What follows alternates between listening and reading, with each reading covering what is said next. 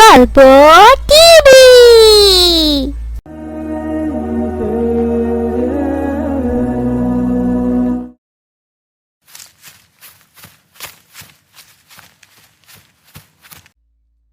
আসসালামু আলাইকুম আসিফ।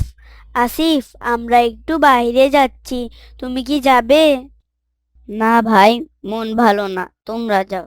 কেন ভাই, কি হয়েছে? তোমার কি শরীর খারাপ? না ভাই, এবার বার্ষিক ক্রীড়া প্রতিযোগিতায় খেলায় এবার আমি ফার্স্ট হতে পারলাম না, কিন্তু আলী ফার্স্ট হয়ে গেল। তাতে কি হয়েছে ভাই? তুমি তো একটা পুরস্কার পেয়েছো, তুমি তো দ্বিতীয় হয়েছো। অথচ ভাই, তুমি আগে দেখেছো আমি সব সময় ফার্স্ট হতাম, কিন্তু এইবার আলী ফার্স্ট হয়ে গেল, এবার আমি সেকেন্ড হয়ে গেলাম। এই জন্য আমার অনেক মন খারাপ ভাই। ভালো খারাপ যাই হয়, সব তো আল্লাহর পক্ষ থেকেই হয়, এটা আমাদের মানতেই হবে। না মানলে ভাই আমাদের ঈমান থাকবে না। আল্লাহ হয়তো তোমার জন্য দ্বিতীয় পুরস্কারটা রেখেছিল, আর আলীর জন্য প্রথম পুরস্কারটা রেখেছিল। ইস, আমি মানতেই পারছি না, হিংসায় আমার গালটা জ্বলে যাচ্ছে। কিভাবে আলী আমার পুরস্কারটা নিয়ে ফেললো? ভাই, হিংসা করা ভালো না। সামনেই রমজান মাস, এই রমজান মাসে আল্লাহ অনেক পাপীদেরকে সাধারণ ক্ষমা ঘোষণা করেন, কিন্তু যাদের মনে হিংসা ও শিরক থাকে তাদেরকে আল্লাহ ক্ষমা করেন না।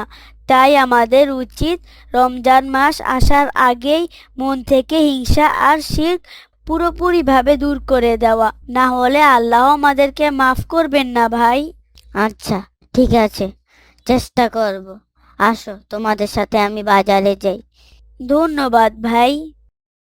আবু রায়হান ভাই, তোমার গজল শুনে তো তোমাকে প্রিন্সিপাল স্যার তোমাকে 2,000 টাকা দিলেন। তুমি তো মনে হয় অনেক খুশি না আবু রায়হান ভাই? হ্যাঁ ভাই, সব প্রশংসা আল্লাহর। তিনি আমাকে এই গজলটা লেখার তৌফিক দান করেছিলেন। আমারও গজলটি অনেক পছন্দ হয়েছে, তুমি অনেক সুন্দর করে গেয়েছ, মাশাআল্লাহ, অনেক সুন্দর হয়েছে। ধন্যবাদ ভাই। চলো ভাই, অনেক ক্ষুধা লেগেছে, আজ তোমাদেরকে আমি বার্গার খাওয়াবো। আমার কাছে আজ অনেক টাকা আছে।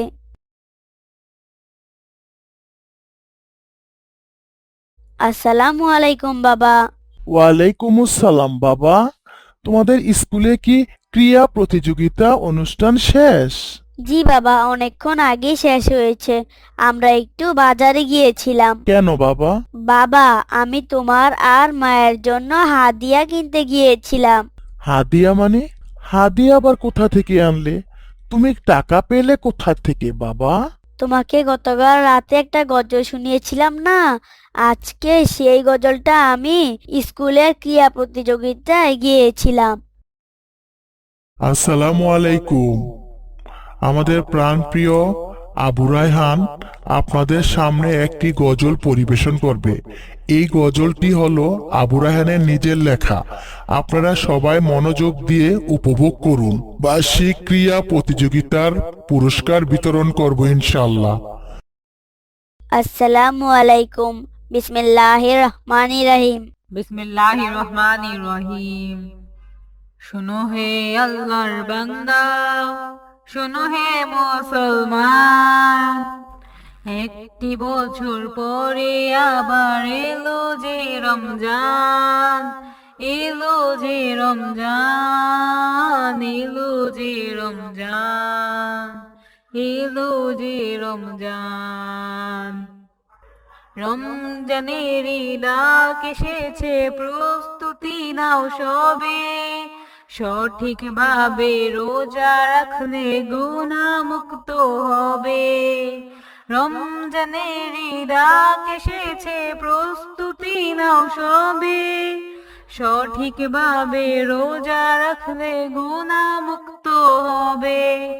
শোনো হে আল্লাহর বান্দা, শোনো হে মুসলমান, একটি বছর পরে আবার এলো যে রমজান, এলো যে রমজান, এলো যে রমজান। রমজান এলো মুক্তিরে একবারও তা নিয়ে, রমজান এলো জান্নাতেরই আলো জ্বালিয়ে, রমজান এলো মুক্তির একবারও তলিয়ে, রমজান এলো জান্নাতেরই আলো জ্বলিয়ে। হিংসা বিদ্বেষ ভুলে গিয়ে সেহরি সবাই খাও, চিরকার পাপ থেকে ভাই নিজেকে বাঁচাও, পাপ থেকে ভাই নিজেকে বাঁচাও। শোনো হে আল্লাহর বান্দা, শোনো হে মুসলমান, একটি বছর পরে আবার এলো যে রমজান, এলো যে রমজান।